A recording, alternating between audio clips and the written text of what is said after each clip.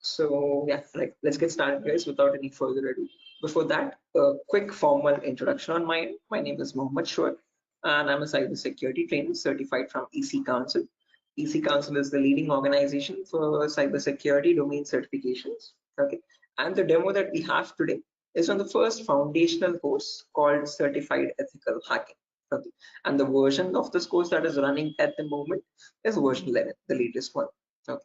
So again, before we get started, this is a common question that I usually ask students, again, to understand their perspective on this topic. So again, guys, don't worry, even if you don't know the answer, or if you're not sure about it, still just try to initiate, and let's keep the session a bit interactive and fun rather than just keeping it one-sided.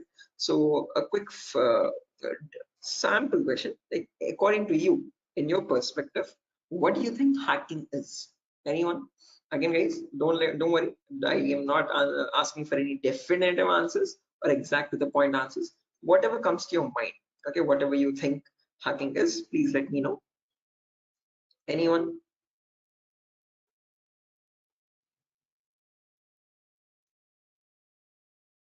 Try to breaking the system.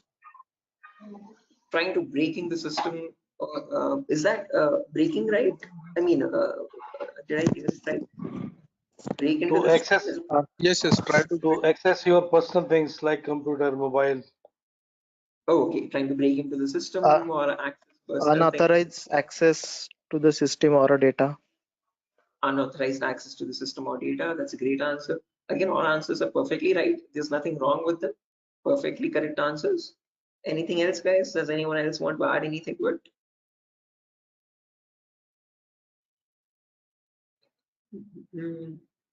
Right, perfect. No worries, guys. Thank you so much for those answers.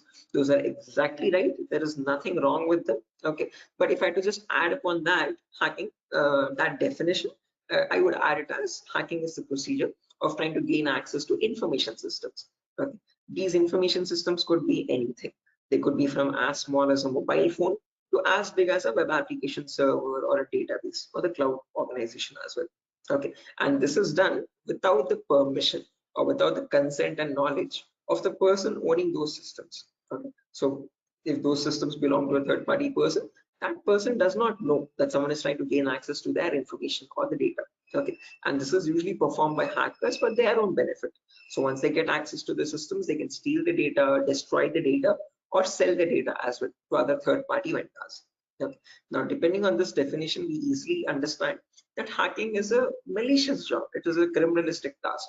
If it is such a bad thing to do, why do we have a course called ethical hacking is the second question. Because ethical is something which is legal, which is allowed. And how can it stand beside the word hacking, which is completely contradictory? So to define ethical hacking, on the other hand, this is the procedure of trying to find vulnerabilities.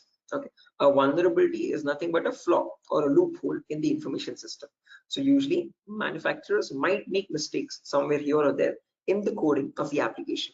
Okay, so that gives rise to something known as weaknesses in the information system, or in technical terms, it is also called as vulnerabilities. Okay, and this vulnerability finding, or the process of trying to find these vulnerabilities, is done with the consent and permission of the organization. Okay, so this is done in order to report it back to the target, okay, or to the authority, so that they can apply the appropriate patch for it. And once a patch is applied, that vulnerability is closed. It closes the doorway for the hacker to cause any harm. So thereby, with ethical hacking, we're trying to increase the security of the organization rather than cause any harm. Okay, so that is the main difference, guys, between hacking and ethical hacking. Where in hacking, we are trying to find, again, the hacker tries to take advantage of those vulnerabilities and tries to get information access. But in ethical hacking, you're trying to find those vulnerabilities, you're trying to report them back to get them patched so that you can increase the security.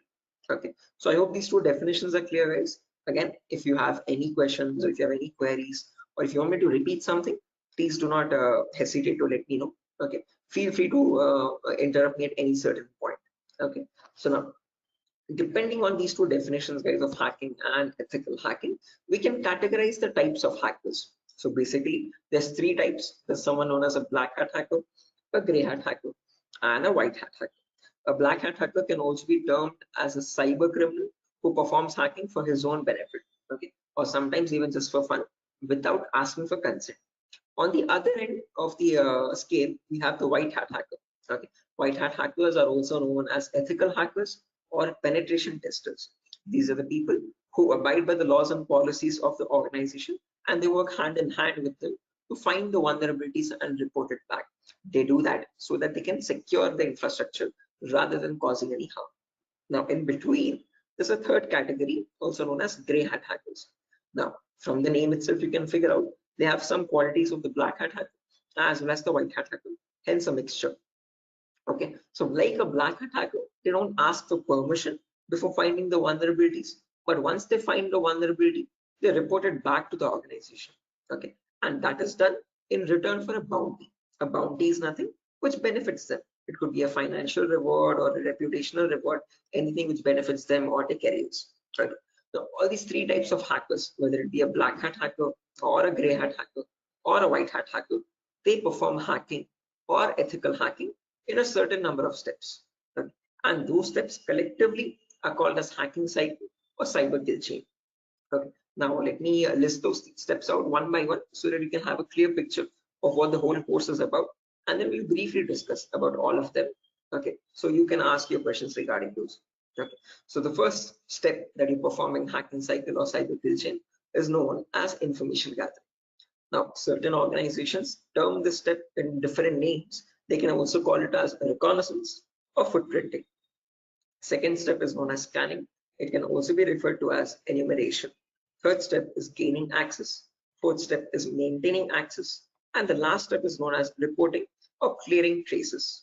Now, the reason I've specifically mentioned "or" in the last step over here is because that is where it makes all the difference between the white hat hackers and black hat hackers. If you're a white hat hacker or an ethical hacker, you would perform the first 4 steps and then you would generate a report with all the vulnerabilities and the solutions for that and submit it to the organization. But if you're a black hat hacker, obviously you're not going to submit the vulnerabilities, but you're going to take advantage of them. You're going to attack the system, get access to the data, steal the data, and then remove all the evidences, which is nothing but clearing the traces or removing the footprints. Okay, so any questions or doubts, guys, up to this part before I proceed further into the technical part? Any queries or any confusion at the moment? Again, guys, I hope the audio and video is fine. Any issues with my audio or video? Okay. What is this enumeration, sir? Again, yeah, we'll be coming to that, guys. We'll discuss each of these steps one by one so you have a better understanding of what all of them are. Okay, at the moment, until now, here there are no questions, right? Because I guess there's some issues with the audio or video. Some people are exiting and rejoining again. Any issues, any technical issues with my audio or video at the moment? Okay, perfect. Sir, your voice is breaking. Oh, my voice is breaking. 1 second, guys.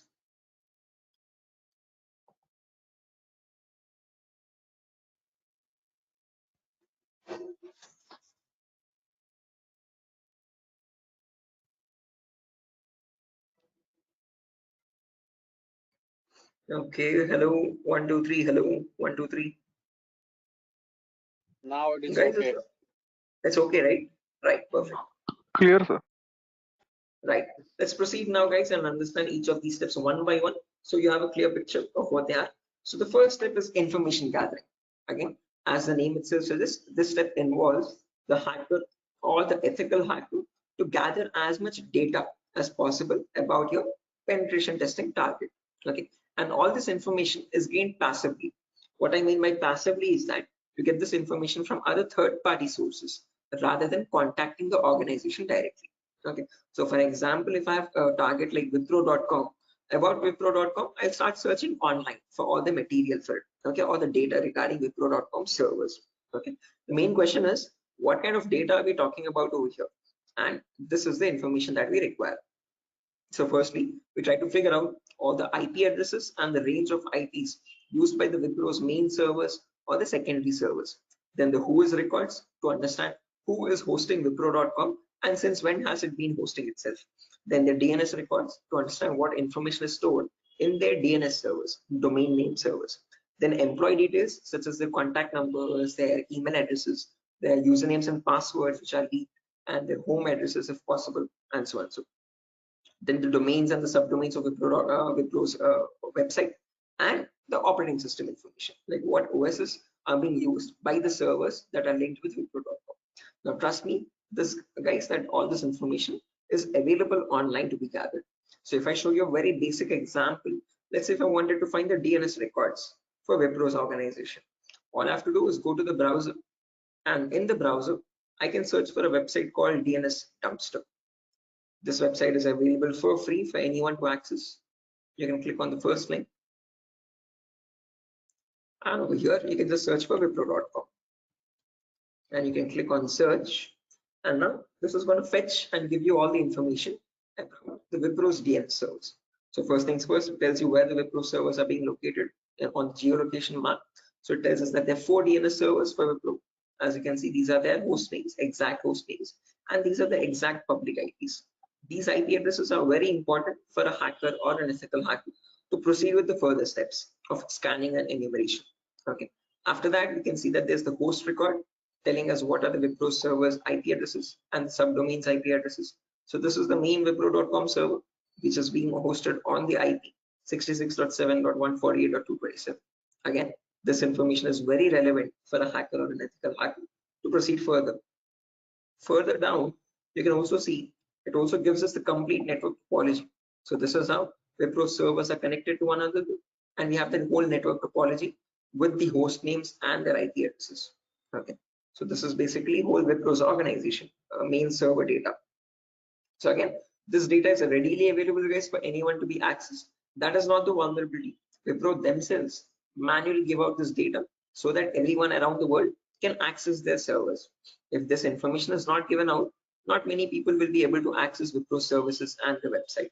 Okay, the giving out of information is not wrong over here, but not checking if the information that you're giving is secure or not is the vulnerability. Okay, so we have to see that whatever Wipro is disclosing, all these servers one by one are completely secure.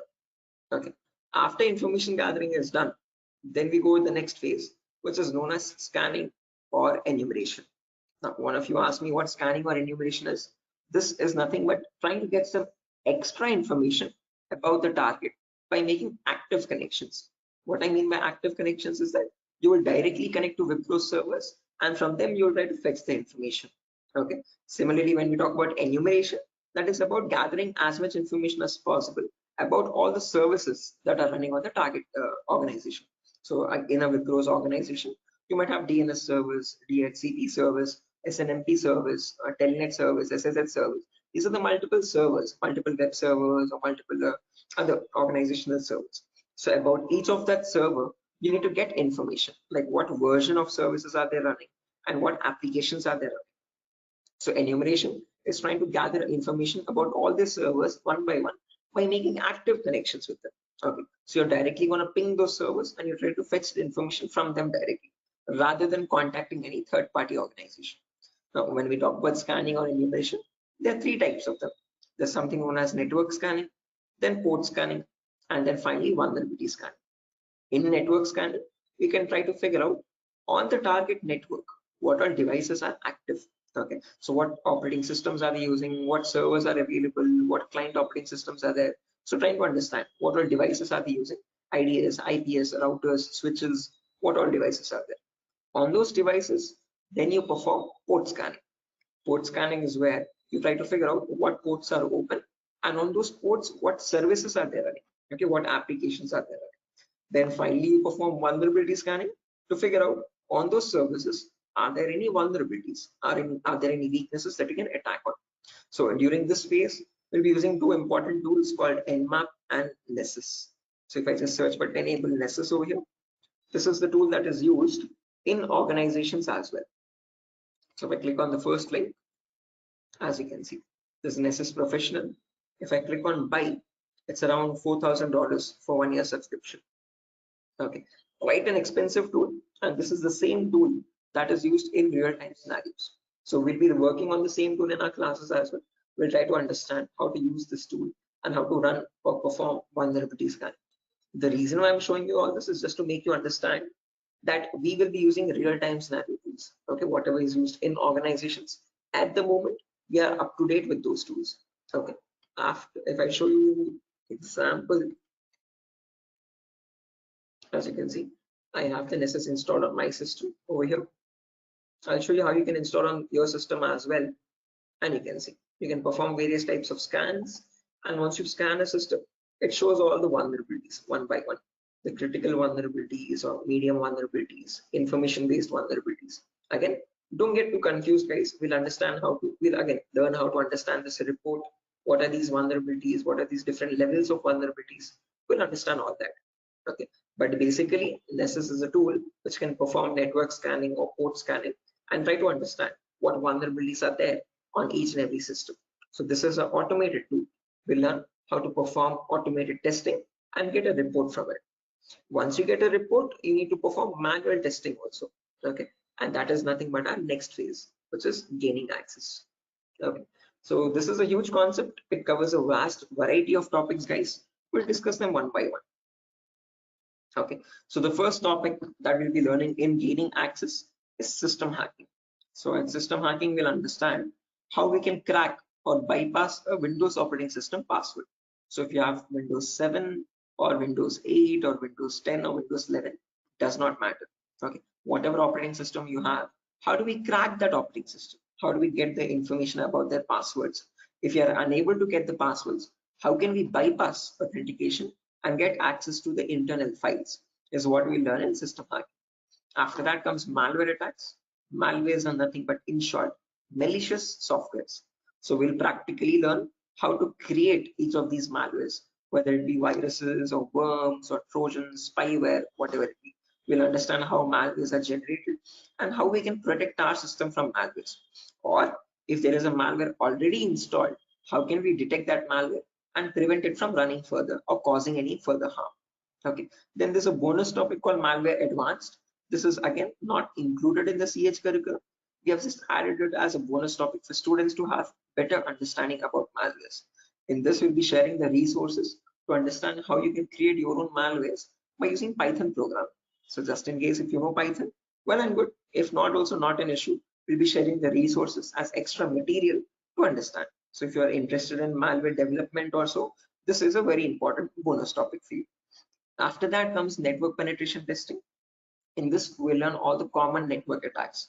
So in a network, you have multiple, again, devices, IDS, IPS, multiple different types of servers like mail server or DNS servers, DHCP servers, SNMP servers, and so on. So we'll understand how to check for vulnerabilities on each of these servers. Along with that, we can perform a few attacks as well. Sniffing attack, man in the middle attack, denial of service attack, or distributed denial of service attacks, DDoS. Okay, and hacking Wi-Fi routers, trying to crack the password of Wi-Fi routers and getting access to those routers. All this comes under network penetration testing. Okay, all the common attacks that we can perform in a local network. After that comes social engineering, where we learn how hackers create fake websites. Okay, whether it be facebook.com, instagram.com, twitter.com, or flipkart.com. How are hackers creating fake login pages? And from those fake login pages, how are they getting the passwords, credentials? So we learn what phishing attacks are, what are the other social engineering attacks through which hackers manipulate victims into getting their passwords. Okay, so we'll learn all that, and we'll also understand how to prevent these attacks, how to distinguish between a fake page and an original page, and so. After that, we have web application pen testing. In this, we'll learn all the common vulnerabilities that exist on websites. So again, websites also have some weaknesses, okay, on which attackers can exploit and try to get access to the internal web server data or the internal database data, and so on. So to list out a few, there's vulnerabilities such as SQL injection, cross-site scripting, broken authentication, file upload vulnerability. Now, might sound very technical, guys, but these are the weaknesses using which hackers can get access to your information, to your passwords and usernames. Okay. After that, finally comes hacking mobile phones, where we learn how we can hack an Android phone and get access to that Android phone remotely. After gaining access is done, then we have maintaining access and maintaining access, reporting and clearing traces, where we learn how we can maintain persistent connections. So if the target is restarting his system or shutting it down and starting after a very long time, how do we get access to that data? How do you still stay connected to the victim machine is what we learn in maintaining access. After that comes reporting of recurring traces, where I'll show you how you can generate a report and submit to your client or submit to your organization, or how do you remove the evidences. So this course is designed in such a way where we learn both the perspectives of a black hat hacker as well as a white hat hacker. Okay. And it's designed in a completely practical way, no theoretical nonsense. Every day we'll have a class for 1 hour where the first 20 minutes we'll discuss the theoretical part, understanding what that attack is or how to prevent that attack.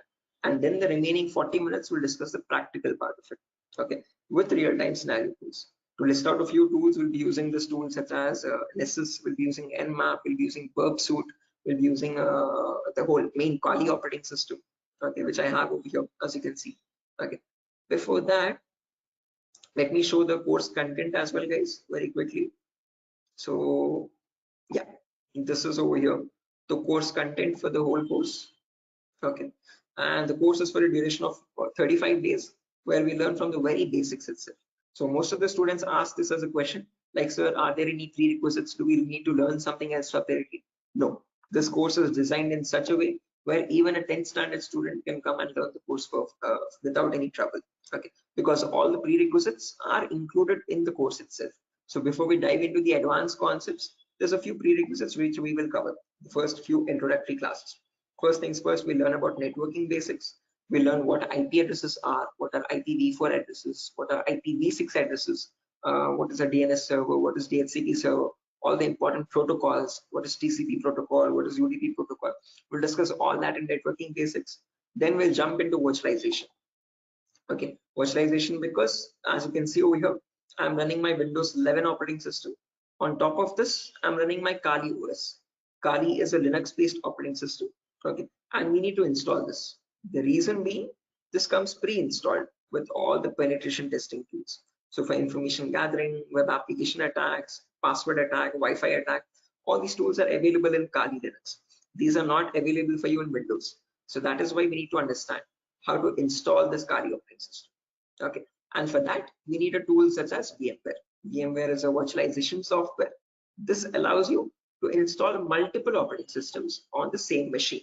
So I have my Kali OS, I have my Windows 7 OS. All of these are running on my Windows 11 operating system, as you can see. Okay, so on my Windows 11, I can run my Kali, Windows 7, whatnot, as many operating systems as I want. After that is done, then we learn basic Linux and Windows commands, because as I've mentioned, we'll be using Kali Linux. So we need to know how to operate that OS. Okay, so we'll understand what the basic Kali commands are. We'll get familiar or comfortable with the Linux environment, and then we'll dive into the advanced concepts. Okay, so there's a few extra concepts there mentioned as well, as you can see over here: cryptography, reverse engineering, IoT, cloud security. These are not mentioned in the presentation for us, but these are all the topics that we'll be covering. Okay, the whole course duration is around 1 month, guys, 30 to 35 days, and we'll have a class from Monday to Friday onwards for every day for 1 hour. Okay, and the timings will be same. We'll have timings at 8 p.m. Every class will be recorded, and you'll be getting the recordings as well online, which we will have permanent access to. So just in case if you're missing out any class, you can access the recordings whenever you want. Okay, if needed, we can take backup classes as well on Saturdays and Sundays, just in case if there's a lot of absence. Okay, so yeah, that's that, guys. A quick introduction on what the course is and how long the duration of the course is. If you have any questions, you can shoot at me right now. Please let me know, guys. Any queries, anything that you want me to repeat or so. Can you hear me?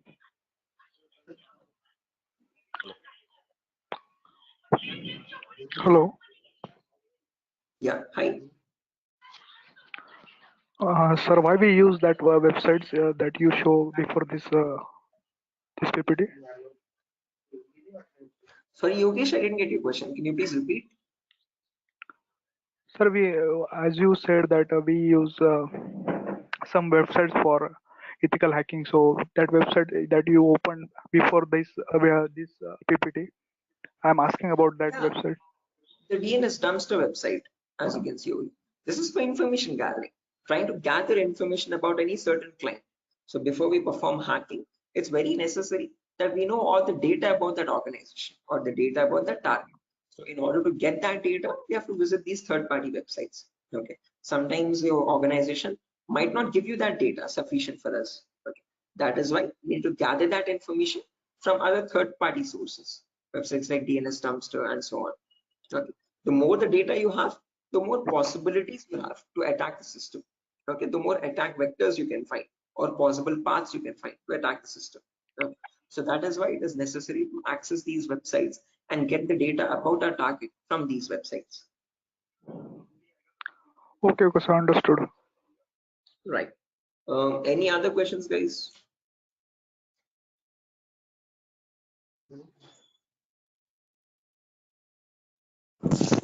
Sir, which type of penetration testing we are going to learn here? Again, CEH is a very comprehensive course, guys. We're not going to be going into any advanced level penetration testing, but we will learn all the kinds of, whether it be web application pen testing or network penetration testing or system hacking or Android pen testing. We'll be covering the basics of all of them. This is a course designed for people who are completely new to cybersecurity, and we can't leave out any endpoint. So we need to understand how to perform network security testing. We need to perform web security testing, Android security testing as well, and Windows or Linux security testing as well. So we'll be learning all of them one by one. Okay, we'll be covering each and every endpoint that is left, as you can see over here in the course content. Okay, but as I've mentioned, we won't be going in depth of all of them. We'll learn how to check for security vulnerabilities, basic vulnerabilities, and how to remediate them, how to remove those vulnerabilities. Okay, if you want to learn about any advanced after CEX is done, then you can go with advanced courses such as web application pen testing for bug bounty. This course is specifically designed only for website security testing. So in this, we'll be going with OWASP Top 10. Okay, this is an organization which gives you the list of necessary vulnerabilities that you have to test for, and this course only focuses on web applications, nothing else. Okay, so after CEX is done, then you can choose a specific domain, and depending on your interest, you can choose your specialization. Okay, whether it be website security or Android security or network security or cloud security and so on. So Okay, sir. Thank you. right. Any other questions, guys? No, sir. Right. Okay. After So course completion, certification provided. yes, if anyone is interested in writing the CEF certification as well, we provide support for that also. There's complete pass guarantee. So I usually handle the certifications myself. So if you're planning on writing a So this is certification, job guarantee. this is what? Sorry. Job guarantees. Sorry, I didn't get you guys. Can you please repeat that? Hello. After this course, his job is. He's asking Oh a yeah, placement yeah. assistance. Job assistance. Again, guys, at Durgasoft, you're not going to be providing any confirm guarantee that we'll be placing you in an organization, but we'll be sharing your resume once you forward it to our consultancies. Okay. So in the price of 8,000 rupees, we are only including the course content with the course completion certificate. And if you're planning on writing a certification, we will give you certification support as well. Okay. So at that price of 8,000 rupees, we are not in contact with the complete job placement facility, but we do have few consultancies where we can give you your resumes too. Okay, once you're done with the resume preparation, I'll be helping you out in understanding how to create a resume as well, depending on a cybersecurity profile. I'll be also sharing the common interview questions, and I have a few references as well to whom I can forward your resumes. Okay, and again, we will be giving you the interview calls, and you can start attending interviews over there. Okay, again, it depends on your skill set and your practice on how well you do the interview. So we don't guarantee anything, but we will definitely show you where you can start applying. If it's necessary, I can just give you one source now itself. You can, after your course is done, this is the common website that I usually suggest for students, jobs.null.community. This is a website only specifically for cybersecurity job roles. Okay, nothing else. As you can see, null jobs. This is the website. Okay, and these are all the different domains, and you can start searching over here. So if you're a complete fresher, just click on freshers or internships, and these are at the moment these are the available placements. Okay, so for internships, okay, if you're not into internships, if you want a specific job role, you can start applying for VAPT, vulnerability assessment and pen testing. These are the ones at the moment for cybersecurity. After the course is done, you can start applying over here also. So this is one website that I suggest to most of the students once the course is done, so start applying for jobs. Okay, so again, how well you do, it depends on your skill set and your practicing, guys. Okay, and this website is specifically only for cybersecurity jobs, nothing else. Okay, any other questions, guys? No, sir. Thank you.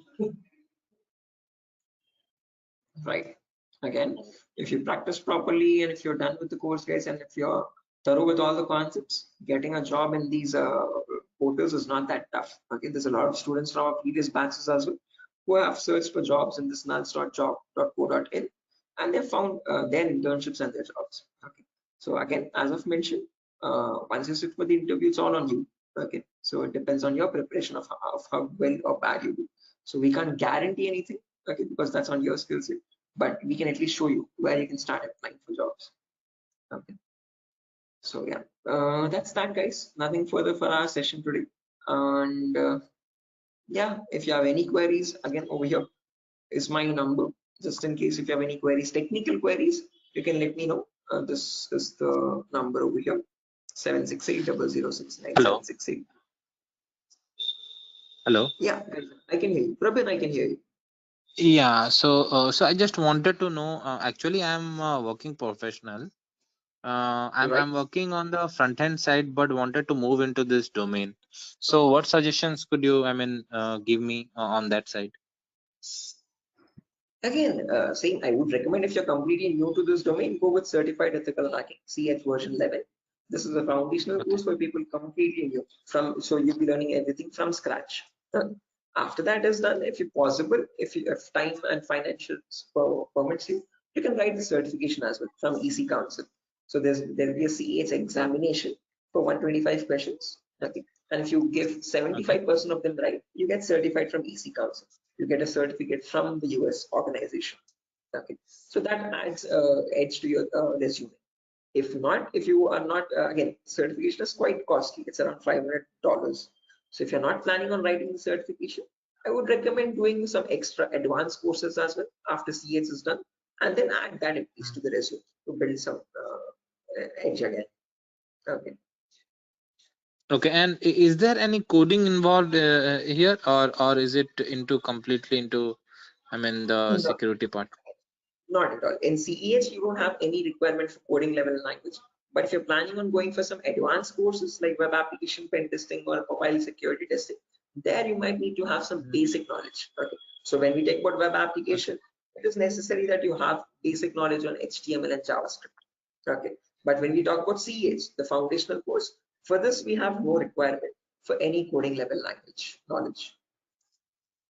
Okay, and what kind of roles are we can apply after the completion of this course? Like someone is if having 5 years of experience and he has transited into this particular cyber security, what kind of roles would be available? Again, as you can see over here, these are the roles that you can start applying for. VAPT assurance lead, VAPT senior security analyst, cyber security consultant. These are all the job roles. Penetration tester, security analyst, or monitoring job roles, and so on. Vulnerability Okay. assessment tester. These are the job roles you can start applying for. Okay, cool. Thanks. Right. Any other questions, guys?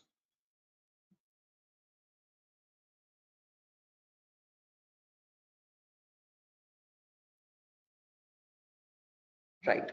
Assuming there's no more questions, guys. So yeah, that's that for a session. Nothing further. Again, we'll be starting the course from Monday onwards, guys. Tomorrow and day after tomorrow, we'll be having the same demo. So just in case if you have joined late also, you can join tomorrow as well at the same time. And if not, you can directly join the course on Monday.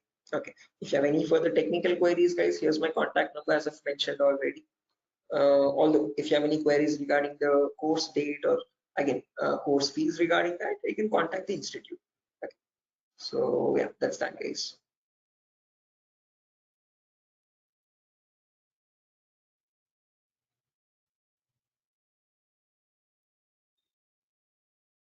Sure.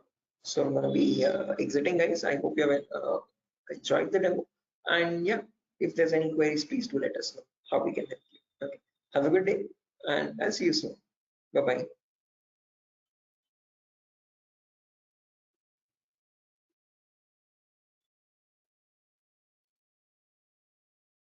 Thank you, guys. Thank you.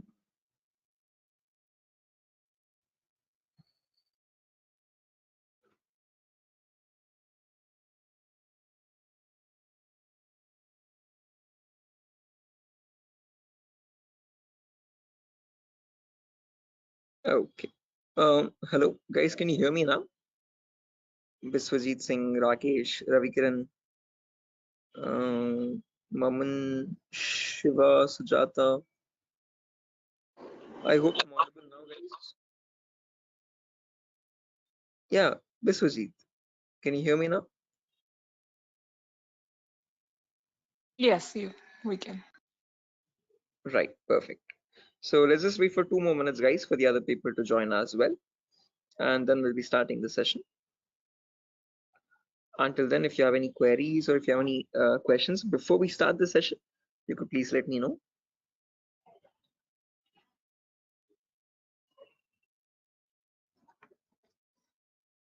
So, Yes, I excuse can me, hear sir. you. Yeah. So is this the same demo was on Sunday? Yes, the same demo itself, guys. Oh, okay. I have attended on Sunday, so I thought it would be some different or what. No, Okay. it's the same demo, guys. I have a shorter version of that same demo. Again, we'll be starting the live classes, or the course is going to start from Monday onwards. So just in case we're planning on joining the course, you can join from Monday. The first class will be on networking concepts. Okay, thank you, sir. Tomorrow as well, we'll have one last demo. So Thursday and Friday, today and tomorrow will be the last demo sessions, just in case if students have missed out the previous demos, they can join. That's one last chance for them. And then from Monday, we'll be starting the course itself. Yeah, okay. So just in case, guys, if there's anyone who has already attended this demo session, again, just a heads up, this is going to be the same demo. It's not going to be any different from the previous ones. Okay, this is just backup sessions or backup demos for people who could not join earlier. Okay. Okay. Thank you, sir. Sure.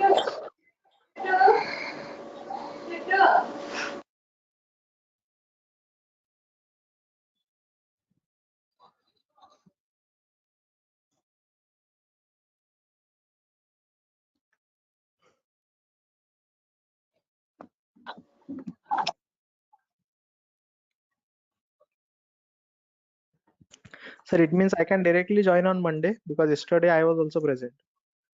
Yeah, sure, guys. Again, as I've mentioned, it's the same demo. It's not gonna be any different. So this is only for people who are completely new to it, who have not attended the previous demo sessions. So if you have already attended the demo session, guys, you can join back on Monday itself directly. Okay, and the timing will be same at 8 p.m. Same time, 8 o'clock in the night. Okay, thank you. Sure. Okay, guys, so let's get started without any further ado. Before I get started, a quick formal introduction on my end. My name is Mohammed Shoaib. I'm a cybersecurity trainer certified from EC Council. EC Council is the leading organization for cybersecurity domain certifications. Okay, and one of the courses that it provides for people who are completely new to this domain is Certified Ethical Hacking version 11. This is the latest version of the course that is running at the moment, and this is a course designed in such a way for people who are completely new to this domain. So if you have no knowledge about what cybersecurity is or what hacking or ethical hacking is, this is the course to get started with. Okay. So before I proceed further, this is a common question that I usually ask all the students just to understand their perspective on this topic. So again, guys, let's keep this session a bit interactive and fun. So my first question to you is to understand what your perspective is on hacking. So again, not asking for exact definitive answers, guys, but just to understand your view on it. Okay, so whatever comes to your mind, please do let me know. In your terms, what do you think hacking is? Anyone? There's Biswajit, there's Maman, Rakesh, who else? Shafiuddin, Shiva. Hello. Yeah, Biswajit, I can hear you. Sir, actually, according to me, hacking means to hack the information of organization or any Okay. systems. Right. Yeah, hacking information or getting access to the information of organization systems. That's a good answer, Biswajit. Anyone else, guys, who wants to add anything to that? That's a perfectly right answer. There's nothing wrong in it at all. Perfectly all right. Any other additions to that, guys? Anyone who wants to append anything to that answer?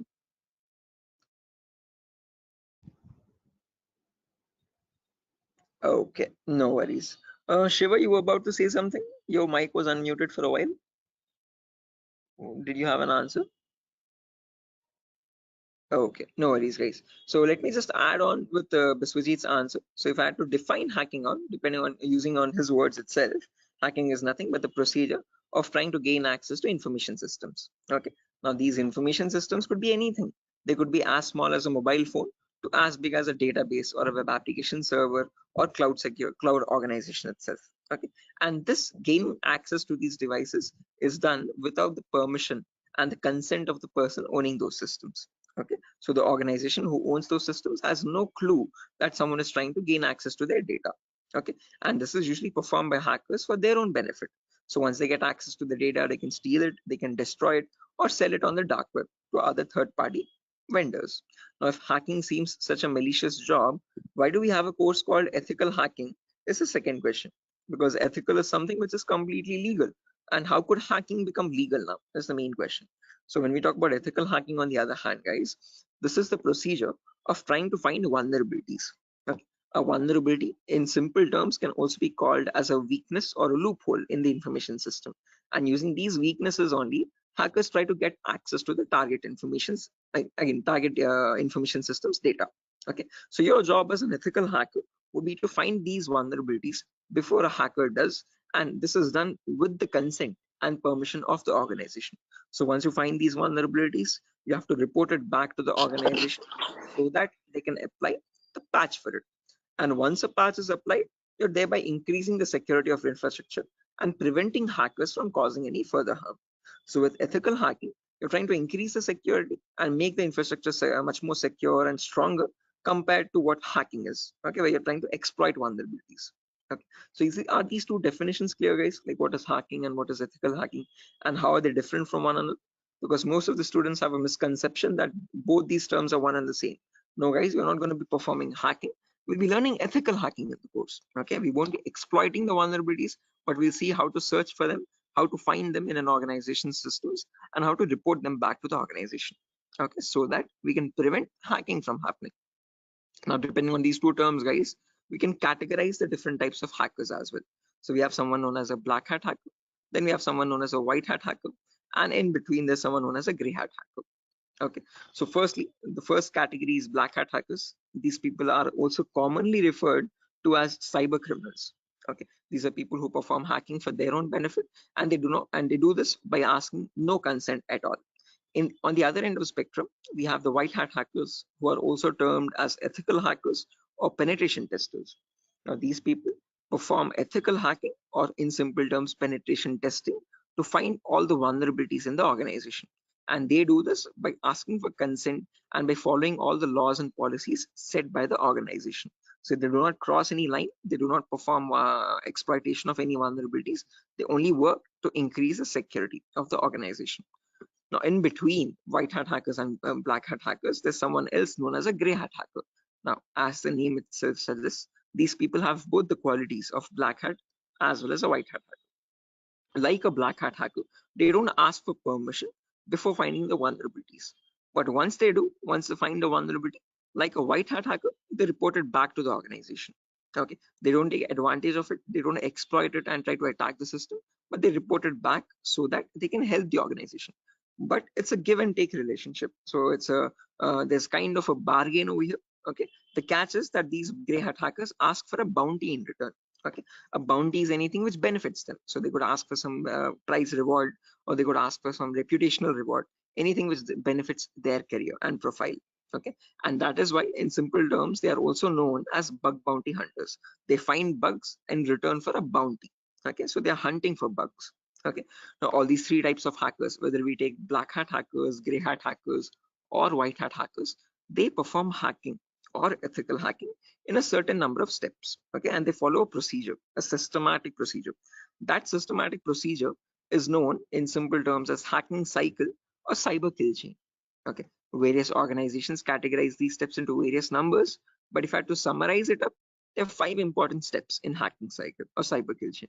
Whether you take a black hat hacker, or a white hat hacker or any kind of a hacker, he needs to follow the same procedures as well. Okay. Now let me list them out first, and then we'll discuss in detail about each of them, so you have a clear picture of what the whole course is about. Okay. So the first step is known as information gathering. It can sometimes also be referred to as reconnaissance or footprinting. So they are one and the same term, guys. Don't get confused. Various organizations use various terminologies, but whether you hear information gathering or reconnaissance or footprinting, all the three terms are one and the same. After that, you have scanning, which can also be referred to as enumeration. Then you have gaining access. Then you have maintaining access. And then finally, there's a reporting or clearing traces. Now, the reason why I've mentioned or over here in the last step in capitals is because to make it a note to understand that this is the only step where you have a difference between black hat hackers and white hat hackers. Now, whether you are any kind of a hacker, whether it be black, white, or gray, the first four procedures are to be followed mandatorily. So you have to follow those first four procedures in the same order. After that, in the end, what changes is the last thing that you do. Okay, if you're a white hat hacker, you would definitely report all the vulnerabilities that you have found with the remediations, with the solutions to remove those vulnerabilities. If you're a black hat hacker, definitely you're not going to be giving any solutions, and obviously you won't be reporting it, but you will try to remove all the evidences. So whatever harm you have caused, whatever data you have stolen, you might leave some footprints here and there. Okay, so that is why it's very necessary that you remove or clear those footprints so that you cannot be traced out and you stay anonymous. So that is known as clearing traces in simple terms. And in our course, we'll be learning both the perspectives, how we can generate a report and submit to the organization, or how hackers clear the traces and remove all the evidences. Okay. Now, let's briefly discuss about each of these one by one, guys, so you have a better idea on the whole course. But before that, any questions, guys, for anyone? Again, please feel free to interrupt me at any certain point. Do not hesitate to ask a question. Please let Hello, me know. Yeah, Biswajit, I can hear you. sir. Is this class is getting recorded? Yeah, this will be recorded, definitely. Every single class that we take will be recorded and it will be uploaded to the Google Drive.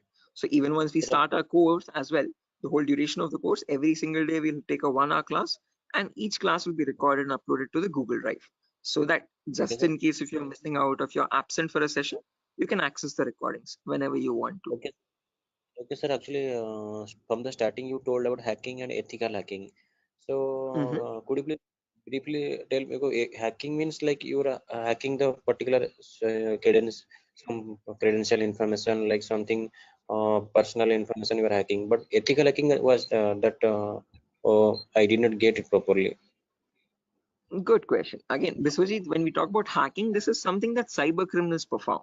Okay, hacking is where you're trying to get access to information devices. Okay, and using those information, what you do with that information defines what kind of hacking you do. Okay, so in ethical hacking, we are trying to understand how hackers are hacking that information. So what are the procedures are they following, and how are they actually finding that vulnerability, and how are they checking for those vulnerabilities on the systems? Okay, so we as ethical hackers try to find those same vulnerabilities that hackers use, and we try to rectify those vulnerabilities. We try to apply the patches for them. Okay, so Okay, just like how that, hackers do it, we are going to do it that in an means ethical manner. Yeah, okay. That means, sir, if a hacker is trying to hack some particular information, and the ethical hackers are there to prevent that through their coding or whatever the algorithms. I think. exactly. Again, in simpler terms, it's not about algorithms and stuff, but it's about the source code actually. Okay, so whatever it is known as a vulnerability. A vulnerability is a weakness or a misconfiguration of the system. So ethical hackers do the job of finding those vulnerabilities before a hacker can cause any harm. Okay, and once the vulnerability is found, they disclose it to the organization, and organization will remove that vulnerability so that your systems are secure. Okay. Sir, then although you told about the black hat hackers, Mhm, red hat, and gray. So what are the mhm. what are the job responsible of the three hackers? Again, yeah, I'll be coming to that as well, Biswajit. So when we talk about ethical hackers, we have a certain few job roles that we can apply for. I'll be discussing that at the end of the class. Okay. Until this part, any questions or doubts? Okay, hacking cycle. And you information gathering, scanning, in innovation. You will tell detail about this chapter, I think. Right now, yeah, that's the main thing to do right now. I'll be doing that now. Okay. Sir, you continue. Sure. Right. Anyone else, guys, who has any other confusion or any issues with the clarity? Mamun, Shafiuddin, Shiva. Right. Okay. Now let's briefly discuss about each of these terms, guys, one by one, so that you have a better picture of what we are going to be discussing in the course as well. Okay. So the first step is information gathering. Okay. As the name itself says, information gathering is nothing but trying to gather as much data as possible about the target organization. So if we take our client, for example, Wipro.com, for the time being, we need to gather information about Wipro servers. Okay. Now the main question is, what kind of information are we talking about over here? And this is the information as follows. Okay, so we try to gather information such as the IP addresses or the range of IPs used by the Wipro servers, then the who is records to understand who is hosting Wipro's website, and since when it has been hosted, when was it last updated, when will it expire, then the DNS records to understand what data is stored in the DNS servers, then employee details such as the contact numbers, email addresses, usernames and publicly leaked passwords, and domain names of the Wipro.com, subdomains of Wipro.com, and operating systems. So what OSs are they using in their organization? So if I give you a very basic example, I can just go to my browser, and in the browser I can search for a website called DNS Dumpster. This is a common website that I usually show in the demo sessions. So if I search for DNS Dumpster, I get the first link. Now this is an example of information gathering. So you're trying to gather information about Wipro.com from other third-party sources. So right now in this step, we are gaining information passively. What I mean by passively is that we are not contacting Wipro.com directly, but we're trying to gather information about Wipro.com from other third-party sources, such as DNS Dumpster. Now when I click on search, I can notice this gives me all the information about Wipro's DNS servers. Okay, so at the moment Wipro has 4 DNS servers with these host names and these exact public IPs. So these IP addresses are very important for a hacker or for an ethical hacker to proceed further in the further steps of hacking.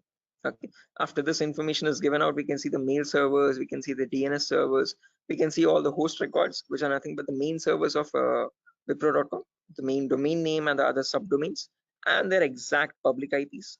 Scroll down much further and you can see the whole complete network topology. So this is how Wipro's servers are connected to one another. Okay, so these are all the servers of Wipro. Okay, the main domain and all the subdomains, and the mail servers also, mail or DNS servers. Okay, so this gives us complete information of all the endpoints that you have to test for complete security of Wipro.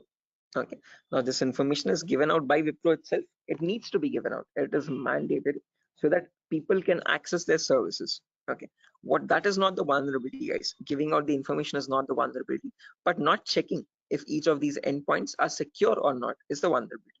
So a pen tester or an ethical hacker needs to check for each and every endpoint and see to that on each of these servers there are no unnecessary ports running or unnecessary services running which are having vulnerabilities. Okay, so now next comes the scanning phase. So after you gather information like this about a target organization, then we go with the scanning phase. Okay, scanning is where we get some extra information by directly contacting the servers. Okay, so to gather more information by making active connections with the direct target. So in this phase, we'll be using 3 types of scanning. There's network scanning, port scanning, and vulnerability scanning. In network scanning, we try to figure out on the target network, on the target organization, what all devices are being used. So if we take Wipro, for example, in Wipro's company or in Wipro's office, what all devices are being used? What servers are they using? What firewalls are they using? What IDS, intrusion detection systems or intrusion prevention systems are they using? And what all services are they using? DNS, DHCP, and so on and so. Okay, once we know that, then we perform port scanning to figure out all the services as well and their version details. So if they're using DNS service, what version of DNS are they using? If they're using mail services, what mail services are they using and what versions are they? Okay. Finally, perform vulnerability scanning to find the weaknesses on those servers. So if there's any application with an inbuilt weakness, or if there are any misconfigurations like weak password or default unnecessary ports open, all that comes under vulnerabilities. So we scan for vulnerabilities by using some automated tools. Okay. So if I go to the browser now, I can show you one of the very important tools, which is Tenable Nessus. So this is the same tool that is used in organizations, guys. As you can see over here, quite an expensive tool as well. If you click on buy, You can say it's around $4,000 or so for 1 year subscription, and we shall be using the same tool in our lab setup in our classes. So let me show you how the tool looks like. Admin password. Yes. So again, default password, default credentials, policies, scan templates. So this is how your Nessus tool looks like, guys. So this is capable of performing your network scan or port scan or vulnerability scan, and gives you the list of vulnerabilities. So once you perform a scan, it shows you in your network whatever devices are there, what vulnerabilities are there on those devices. So it categorizes the weaknesses on the system in 5 levels: information, low, medium, high, and critical. So if a company has any critical vulnerabilities, it means hackers can easily get access to their servers. Okay, so we'll understand how to perform vulnerability scanning, how to know if a system has any vulnerabilities, and if hackers can hack their organization so easily. Okay, if they can hack, how do we provide the solutions is also what we learn. Okay, after scanning is done, then we go with the next phase, which is gaining access. Now this is a huge concept, guys, covers a lot of variety of topics, and these are the topics as follows. Before I proceed further, any questions or doubts up to this part, guys, in information gathering or scanning?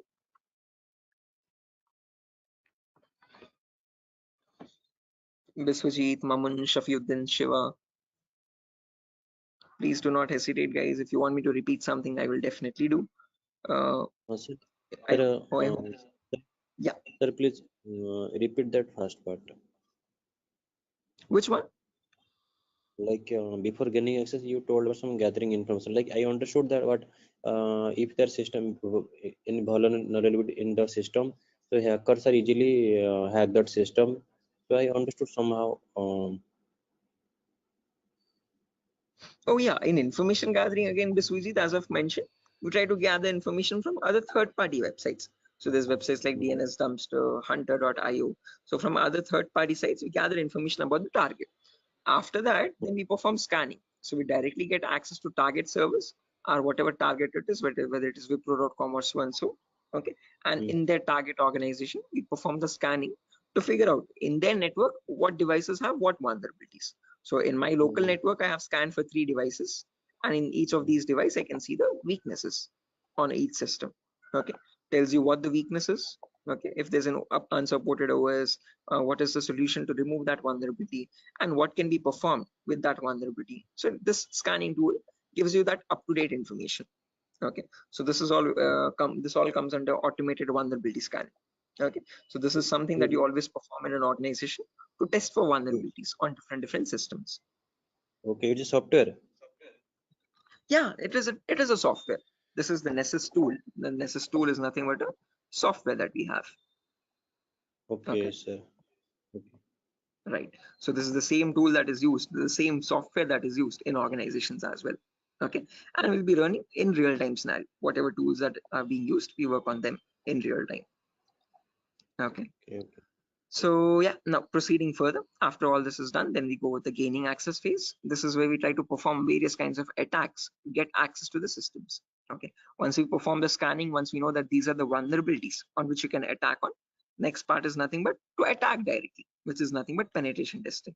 So in this, as I've mentioned, there's a huge set of topics. Okay. So let me discuss them one by one. So first topic that we'll be discussing is system hacking. So in system hacking, we learn how we can hack or crack or bypass a Windows operating system password. So whether it be Windows 7 or Windows 8 or Windows 10 or Windows 11, doesn't matter. How do we crack or how do we bypass the password is what we learn in system hacking. So if your system is password protected, how can you crack and understand what the password is in clear text? Or if you're unable to crack it, if it is too tough to crack, how can you bypass that password and still get access to the internal files is what we learn in system hacking. After that comes malware attacks. Malwares in simple terms are nothing but malicious softwares, and we'll practically know how to create each of these malwares. So people think that viruses are on the only malicious software is available on internet, but that's a misconception. We have multiple malicious softwares. We have viruses, we have worms, trojans, backdoors, spyware, rootkit, whatnot. There's tons and tons of malwares, and there's thousands and thousands of malwares added every single day. So we'll practically learn how to create each of these malwares and how to prevent our system from getting attacked by these malwares, or how to detect for malwares on our system. Then comes network penetration testing. Okay. in network pen testing, we learn all the common network vulnerabilities. Okay, so in an organization, in a local network, there are multiple services. There's DNS service, Telnet service, SMTP service, DHCP service. These are all the services or protocols used in a common organization. So we learn how to test for weaknesses on each of these servers. And after that, we'll also learn how to perform network attacks like sniffing attack, man in the middle attack, DOS attacks, or hacking Wi-Fi routers and cracking Wi-Fi router passwords. All this comes under network pen testing. Then comes social engineering, where we learn how to crack passwords from websites. Okay, so how do hackers make fake login pages, Facebook page, Instagram page, or a Flipkart login page, bank login pages? How do hackers get your passwords from these pages? Okay, how can they create fake login pages and send them to the victims and perform phishing attacks? All this comes under social engineering. Then finally comes web application pen testing, where we learn all the common website weaknesses. Okay. Is this useful for SOC analyst role? Yeah, Shafiuddin. We'll be discussing a very basic tool called Splunk as well.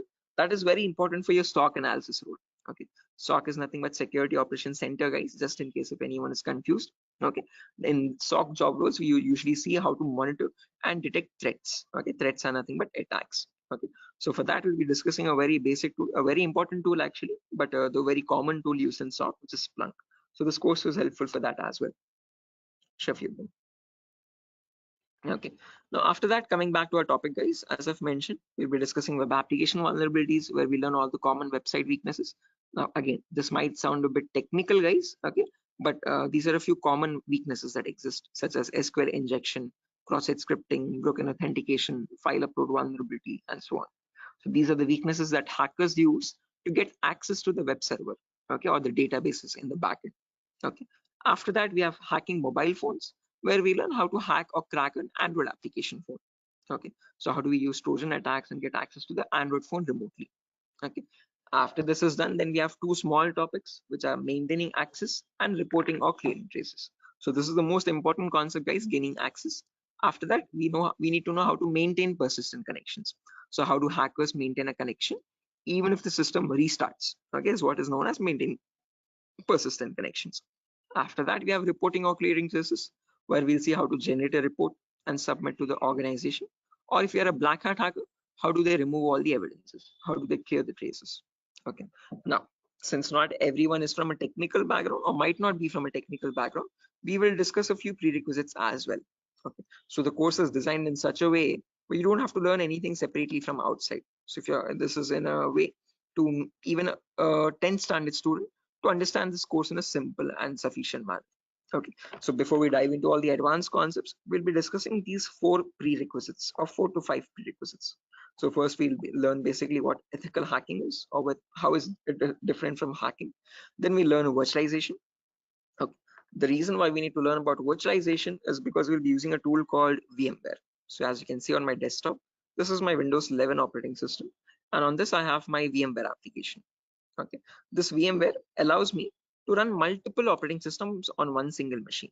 Okay, so as you can see, I can run my Kali OS, I can run my Windows 7 OS, Ubuntu OS, and so on. So, okay, the reason why we need virtualization is because we need to run something known as Kali Linux. This is a Linux operating system, guys. Okay, and this is very important for us because this comes pre-installed with all the penetration testing tools. Okay, for hacking tools or ethical hacking tools.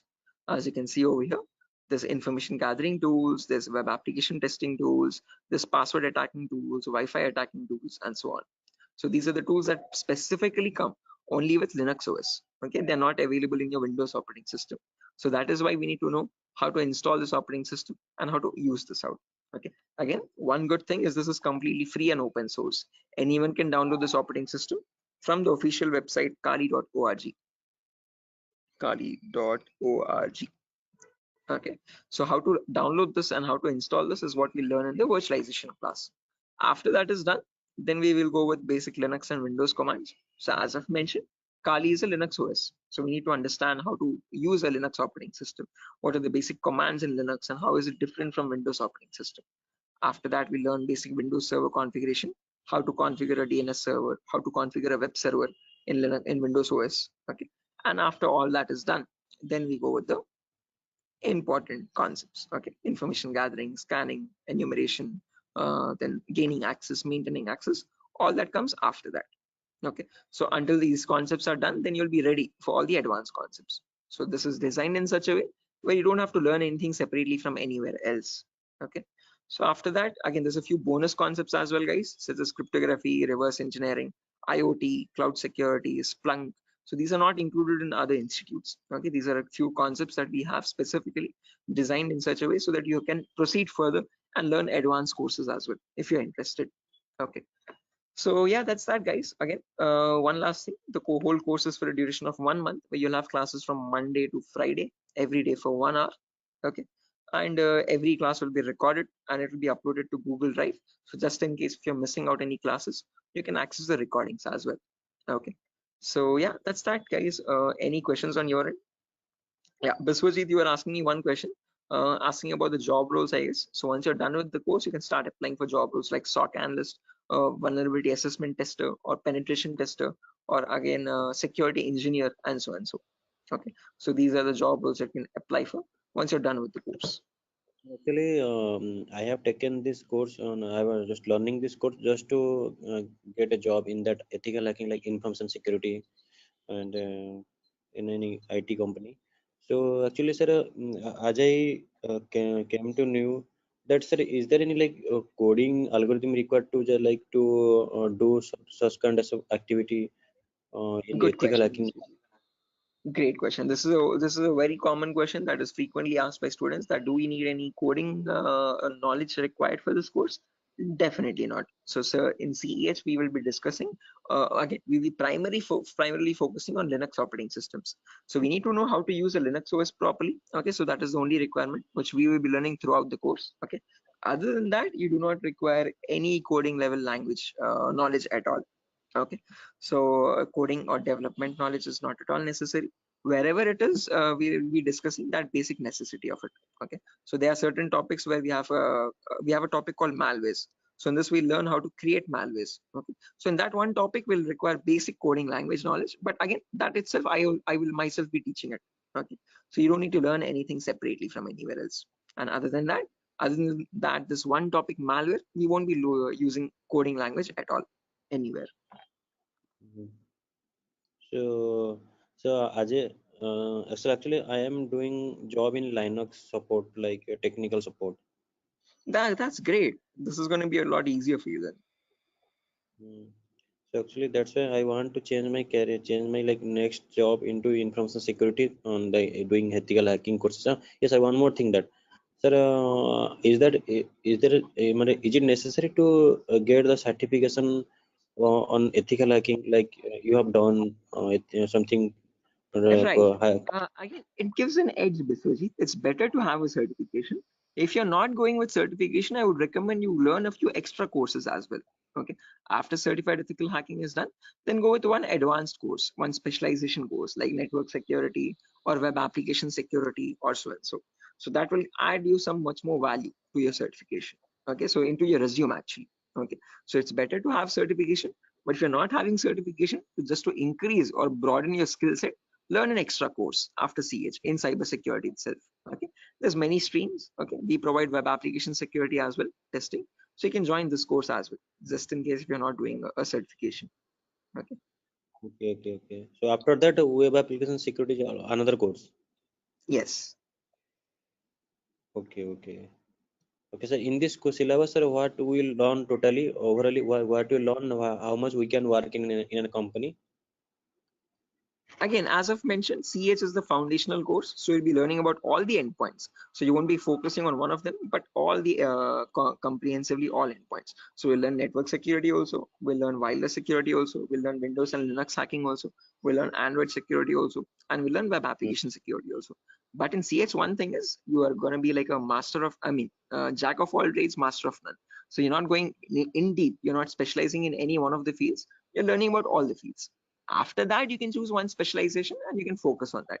You can either go towards web security or cloud security or network security.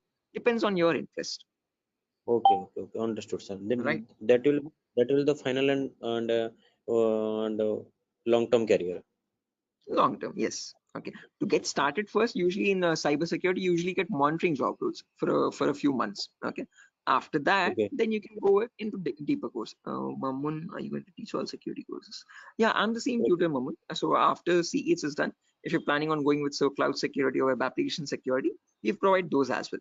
At the moment, mobile and network is not included, but just in case, since there's a huge boom, there's a huge requirement for web application. So that also I provide. Okay. Okay, sir. You can go with 1 year experience, Shafiq, not more than that with CEH. But if you like add a few more courses after that, like after CH, if you do web application and also, you can add a couple years experience, like 2 or 3 years of experience as well. Okay, because you need to know more tools with such years, that huge years of experience. They will ask you what tools you have worked on. Okay, so it's better you have a few knowledge on those tools. So with more the courses, you get more experience with different tools. Okay, sir. So will you please help with practically all the things? Again, the whole course. Oh, is it back-to-back training? Yeah, Mahmood. Again, after the CH is done, I usually take separate classes for web application students as well who are interested to join that. Okay, so that will be a back-to-back session directly. Again, yeah, coming back to you, Biswajit, you were asking me something. What was the question again? I forgot. No, actually, I was asking, sir, what, sir? Forgetting. Anyway, I forgot as well. But let me try to recollect.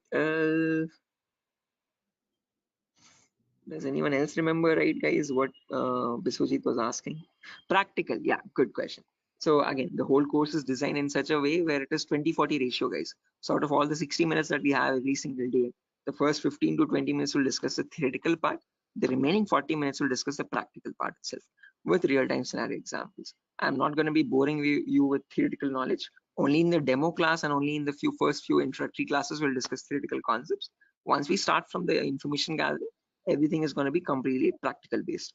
Okay, with tools sir, that are used in real-time scenario. are you teaching cloud security? Yes, I teach cloud security as well, Biswajit. Okay, but again, as I've mentioned, that is usually taken up after CH is done. Okay, so we'll discuss on AWS security and again, mostly on AWS itself. Actually, I wanna make my career into that like cloud security part. That's why I was thinking how much practical you will teach here and how much we can be skilled enough in this course so that we can be confident enough while attending the interview. So, will you please discuss on about the some like mock interview questions and resume building? Definitely, I will help you. I will send you sample resumes as well to understand how to create a resume for a cyber security profile. Okay, and along with that, I'll also share the commonly asked in interview questions. So I have a PDF document prepared for that specifically, which I share with all the students after the course is done for all the cyber security related interview questions. Okay, so I'll be sharing all that as well. Okay, sir. No, because I have planned after completion of this course, I have planned to move on cloud security by practicing those questions and all the practical things. Definitely. Again, if necessary, I'll be sharing the resources as well, Biswajit, separately for you regarding your cloud security content. Okay. So Okay. if you're planning on doing a course after CS is done, then you can contact me for that. We can do that course separately.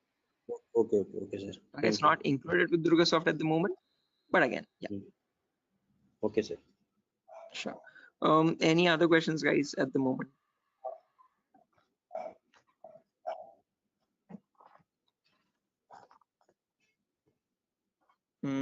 Okay, assuming there's no questions, guys, I'll be ending the session over here. And yeah, that was great interacting with you guys all, Biswajit, especially with you because you have asked a lot of questions. So I hope everything is clear and you have no more unresolved queries. Okay, And now yeah, I understood. I will follow that like recording also. If I got any doubts and demo sessions, I will ask you in the next class. definitely, sure, definitely. Again, guys, if necessary, here's my contact number as well, 7680069 If you have any technical queries, you can contact me over here. If you have any queries regarding what other technology we should know. Again, Maman, as I've mentioned, it's better to have Linux knowledge, Linux commands knowledge, and how to use a Linux operating system, and basic networking knowledge. What are IP addresses, what are IPv4, what are IPv6 addresses. If you do not know these also, as I've mentioned, all these are included in the course itself. So these are the prerequisites which are required. But again, I have included them in the course just in case if you're not familiar with them. Okay. So there's no prerequisite for joining the course. All you need is a good laptop to run the practicals. Okay. Minimum requirement would be at least an i3 processor, oldest to oldest i3 processor, and minimum to minimum 6 GB or 4 GB RAM. If you have 8 GB, that is recommendable. Okay. Recommended. But if you have minimum 4, it might hang a bit, but it will work. Okay. So one important requirement is you need a laptop or a device for practicing, because we have a lot of practicals in the course. Okay. So other than that, nothing else is required. Okay. Just interested mindset and a device to practice on. Those are the only two requirements for this course. Nothing more. Okay. All right. So yeah, that's it, guys. Nothing further for the session today. If you're interested to join the course, you can join this from Monday. We'll be having the first class on Monday for networking concepts. Okay. And after that, yeah, tomorrow as well, there's another demo session. So just in case if anyone is planning to join a demo again, you can join it tomorrow at the same time. If not, we'll be starting the course from Monday itself directly.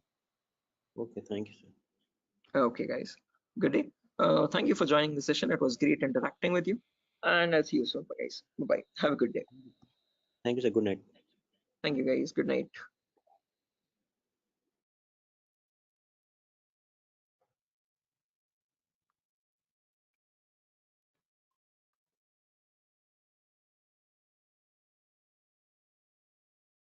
Guys, can you see the screen now? Yeah, I can see you now. Yes, sir. The Yes, it's visible. Sujata, Somat. Yes, sir, it's visible. Right, perfect. Thanks. Okay, how many people are there? Vikiran, Rakesh, Biswajit, Prashant, Shiva, Somat. Okay, perfect.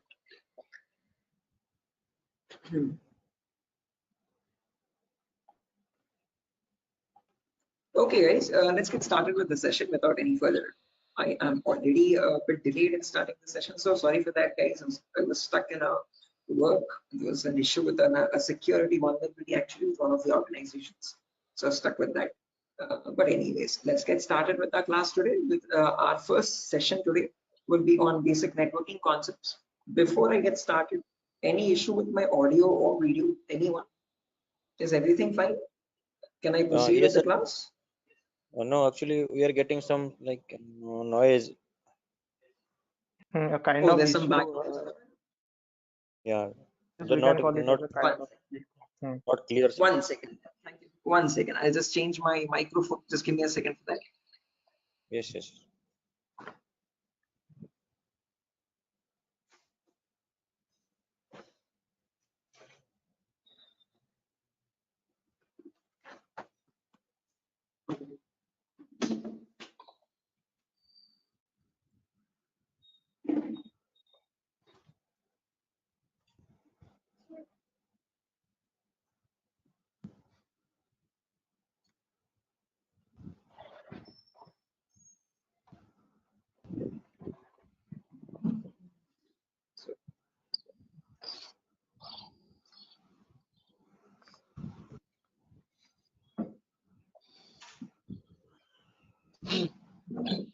Okay. How does it sound now, guys? It is audible now. Yes, now it is It's clear. audible. Background disturbance, no kind of issues. Yes, yes. Perfect, perfect, perfect. Okay, guys. So let's get started without any further ado. So as I've mentioned, in today's class, we'll be going with basic networking concepts. We'll discuss what IPv4 addresses are. Okay. So before diving into IPv4 addresses, let's try to understand what a network is and what a host is. Now, these are very two simple words that you keep coming across every single day. Okay. A host is nothing but an information device. Okay.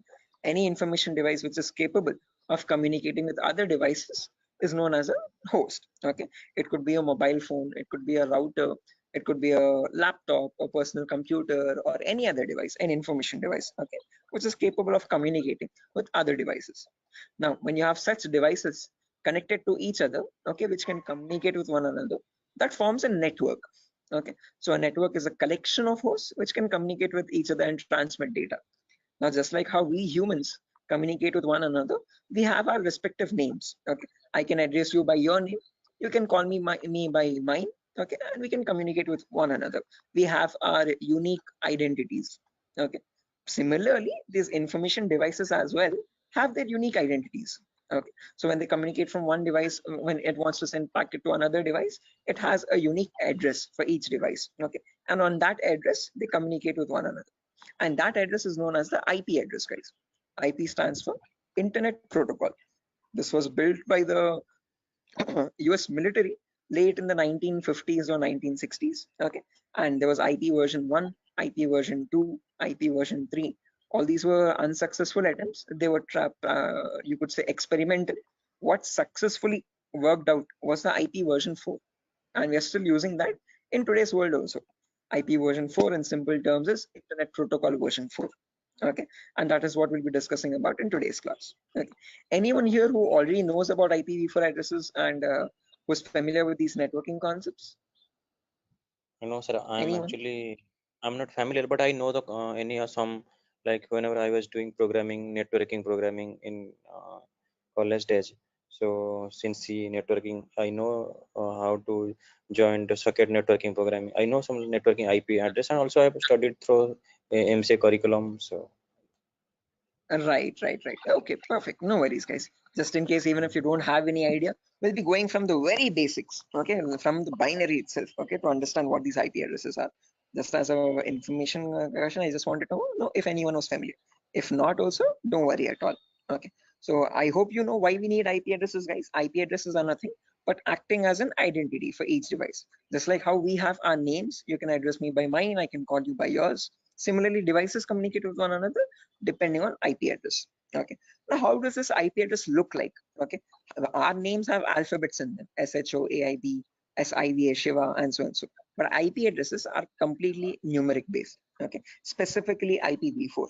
Okay. IPv4 are completely numerical or decimal addresses. Okay. It's a 32-bit address, first property. Now, what is a bit? A bit is nothing but the smallest data format. Okay. It comprises of either 0 or 1. Okay, and your IPv4 address is a 32-bit address. What I mean by 32 is that it contains 32 zeros and ones like these consecutively. Okay, and these 32 zeros and ones are divided into 4 equal parts. Each part is known as a octet.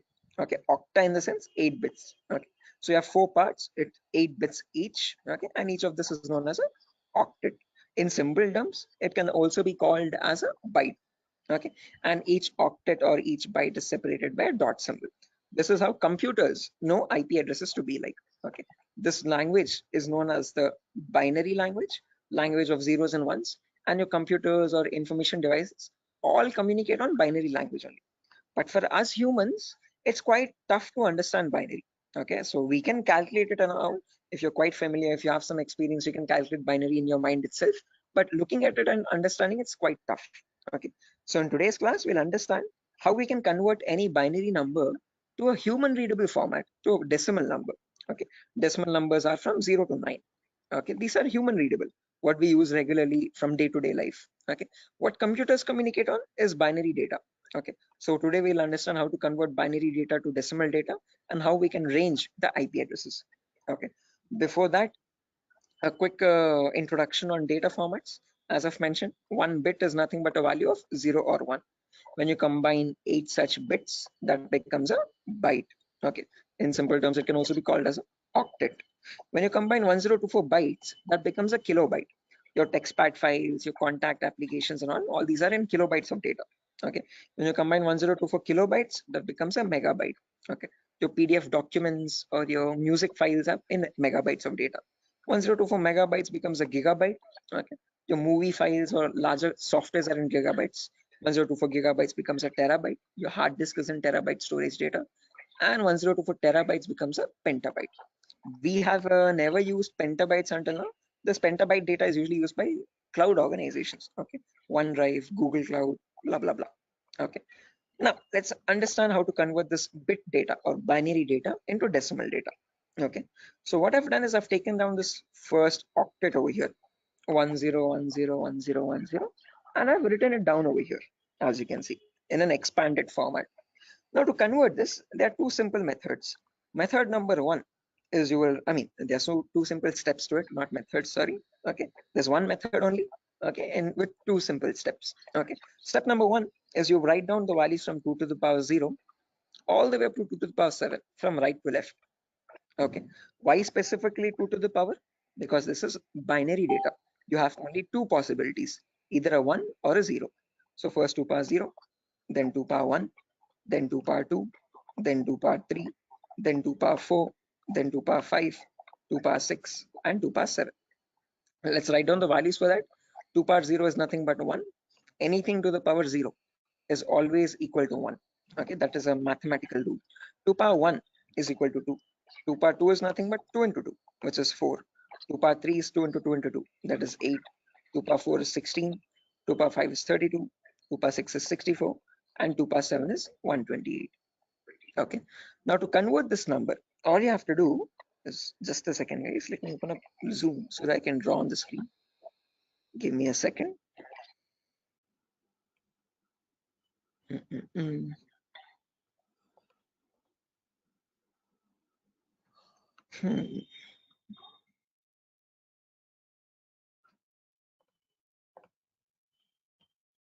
Right, perfect.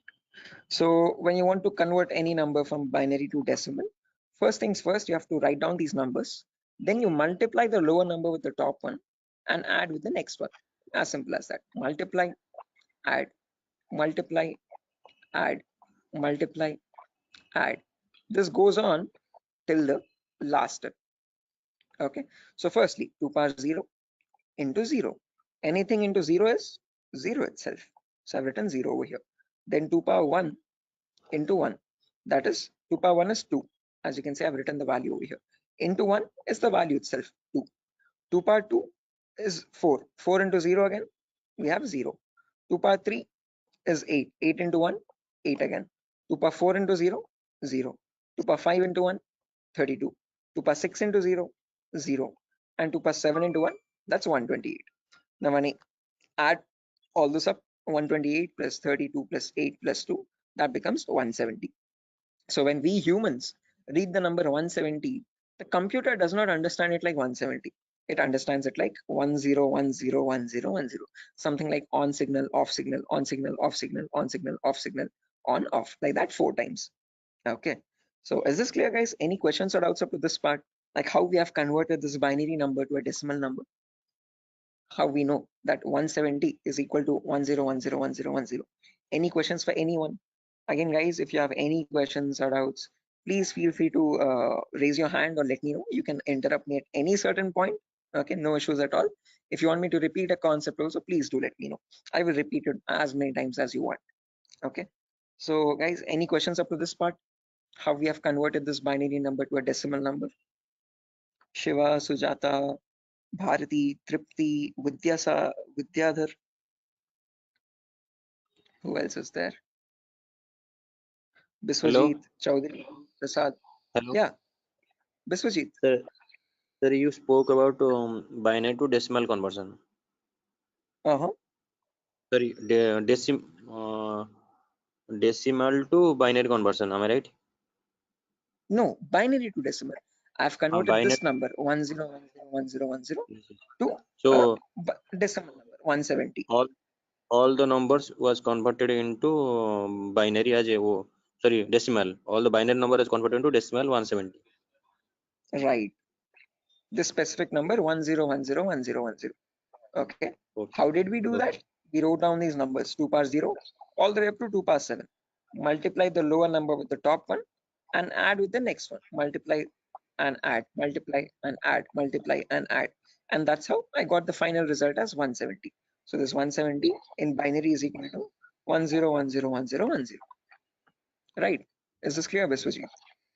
Yes, I am clear. I know and I clear. Perfect. If everyone has understood this, guys, I have another number over here, as you can see, 01011010. Can everyone convert this value and give me the answer for that? Take your time. You have the table over here as well. Okay. And as I've mentioned, you need to multiply the lower number with the top one. And just go with the next. Multiply and add, multiply and add. Okay. Take your time, guys, and let me know.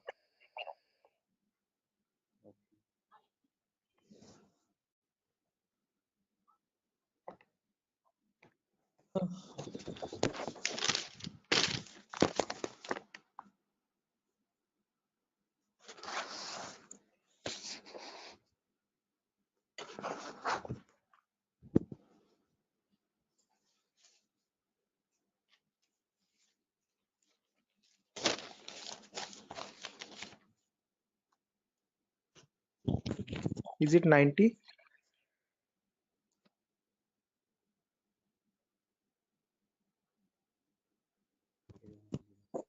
Yes, it will be 90. Correct answer, guys. 90 is the correct answer. Anyone else? Sir, are you going to provide us this text file also, or like we have to take notes in the, means No, handwritten notes? definitely.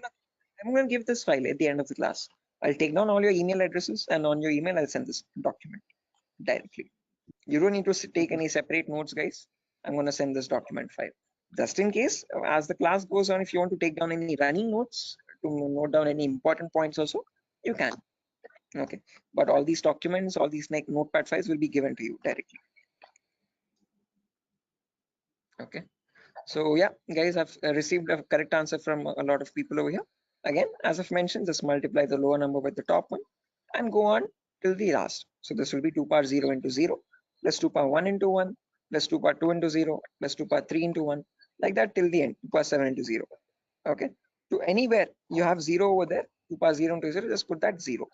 2 power 1 into 1, that's 2. 2 power 2 into 0, that's 0. 2 power 3 into 1, that's 8. 2 power 4 into 1, that's 16. 2 power 5 into 0, that's 0 again. 2 power 6 into 1, 64. And 2 power 7 into 0, 0. When you add all that up, 64 plus 16 plus 8 plus 2, you get the number 90. Anyone over here who has not got the number 90, guys, please do not feel shy. Again, if you're getting all the right answers, you're doing much great than me. In my first day, I could not solve this at all. Okay, I was a very dumb guy. So please, no shame in that. Okay, it's completely fine. Okay, because you need to get this concept very right in order to proceed with the further concepts. If you're failing at this one, it's gonna get a bit complex further down the lane. Okay, so any questions on this part, please do not hesitate to let me know. Okay, assuming everyone has got this right. With the other, yeah, exactly. The reason I'm showing you all this is to understand the range of IP addresses now. That's a great question. I was about to ask you.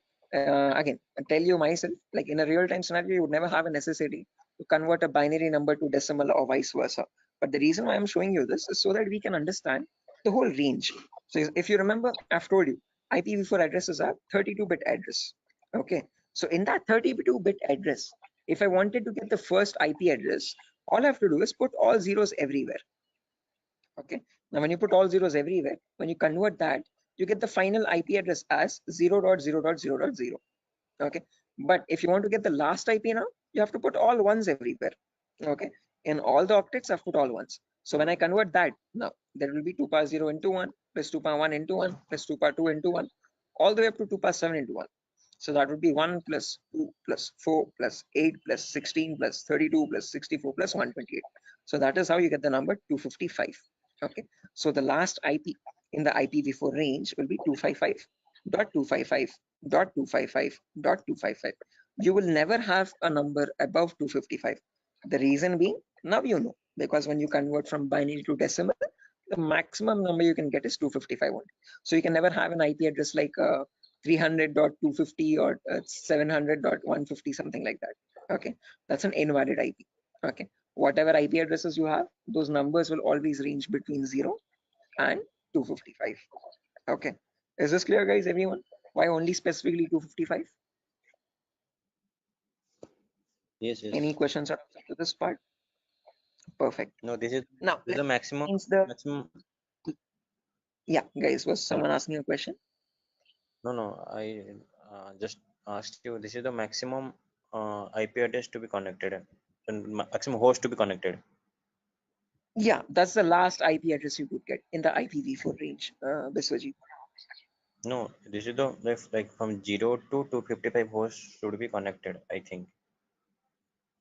Not necessarily. When we talk about IP addresses now from 0000 to 255, we have around 4.3 billion IP addresses in total. Okay. What you're referring to is classes, guys. Class A, B, C. In class C, you can connect only 255 hosts. That is a much ahead concept. We'll reach there tomorrow. Okay. That's class C. Yeah, Vidyadhar. Exactly. Okay. So we have not come up to there, guys. So let's not jump ahead. That might confuse the other students. Okay. So we'll go in a very slow pace. Okay. We'll go step by step. Okay. Let's try to now we know the range of IPs. We know what IPv4 addresses are, how they look like. Okay, and what are the total like numbers, where are they starting from, and what maximum number can they hold. Okay, we know they start at 0000 and they end at 255, 255, 255, 255. Now in between these two numbers, how many addresses do we have is the main question. Okay, how many IPs are there? Okay, so for that, let's try to understand the sequence of sequence of IP addresses. Okay, and again, to understand sequence of IP, there are two simple rules. Rule number one is always start with the rightmost value. So if this is the first IP, 0000, next IP will be 0001, next IP 0002, next IP 0003, next IP 0004. This will go on up to 000255. Okay. After that, can I have an IP like 000256? Is this possible? No. Yes, this is not possible because 255th is the last IP that you can get in any octet. You cannot get a number above 255, guys. It is a very golden rule that you have to remember. Okay. Now, once this octet has reached the maximum value, there comes the rule number two. Only after the rightmost octet has been completely filled, then go to the left value. Okay. And after going to the left value, reset the rightmost value back to 0. Okay. What I mean by that is now this is completely filled. So now this left value 0 changes to 1. Okay. And the rightmost value 255 again resets back to 0. Okay. So next IP after 000255, next is 0010. Now don't directly jump from 0010 to 0020. That is wrong again. Okay. Rule number one, always go with the rightmost value first. So after 0010, you have 11, then 12, then 13, then 14. This goes up to 1255. Okay. After that, 20, then 21, then 22, then 23. Then you have 2255, then 30, 31, 32, 33, then 3255. Like that, it will repeat again and again and again. And somewhere you'll have 2550, 2551, 2552, 2553, 255, 255. Now, both these octets are filled, guys, as you can see. Okay. Again, rule number two. Once the Sir, rightmost octets are filled, what yeah, it signifies? those are the IP addresses, guys. Okay. So those are the IPs that devices can get in total. Okay. Okay, sir, continue. Right. Again, doesn't signify anything. I'm just showing the sequence of IPs. Okay. How do IP addresses progress from one another, one after the other, one after the other? Okay. Like after number one, you have number two, number three, number four. Like that, I'm showing you how IP addresses cycle one after the other. Okay. After 255, 255. Yeah. Is this class C or class B? This is the whole range of IP addresses. We have not come to classes, so forget that classes exist for the time being. Okay, I have not discussed what classes are. Okay, I have not discussed. I have not brought up the word class. Okay, so for the time being, just forget the word called class. When I come into it, then get reminded of it again. Okay, Biswajit, do not confuse yourself. I am right now just telling you how IP addresses progress from one after the other. Okay. So I'm just telling you what is the first IP. After that, what is the next IP? After that, what is the next IP? After that, what is the next IP? As simple as that. Okay. So after 00255, now this is completely filled. This is also completely filled. So now this 0 changes to 1. So after that, 0100, 0101, 0102, 0103. Then you have 10255. Then after that, this 255 becomes 0. And this 0 changes to 1. So 110, 111, 112, 113, 11255. Like that, the cycle repeats again and again and again. And somewhere you'll get 01 255.255. Just like how we had 0.0255.255, you have 0.1.255.255. Then after that, from 0.200 to 0.2255255, 0.300 to 0.3255255, like that, 0.255000 to 0.255255255. Now, whatever cycle repeated from the first IP 0000 till the IP 0.255255255, same cycle again repeats from 1000 to 1.255255255. Same repeats from 2000 to 2.255255255. Same from 3000 to 3.255255255. Finally, from 255.000 to the last IP 255.255.255.255. Okay, so all I'm showing you is the progression of IPs. How do IPs change from one after the other? What is the consecutiveness of IPs? Okay, so if you wanted to get the total number of IP addresses, you from 0000 till 255.255.255.255, it would be 255 to the power 4, because each cycle is repeating 255 times. So the total number of IP addresses would be 4.3 billion IPs. Okay, which is the number equal to 255 to the power 4.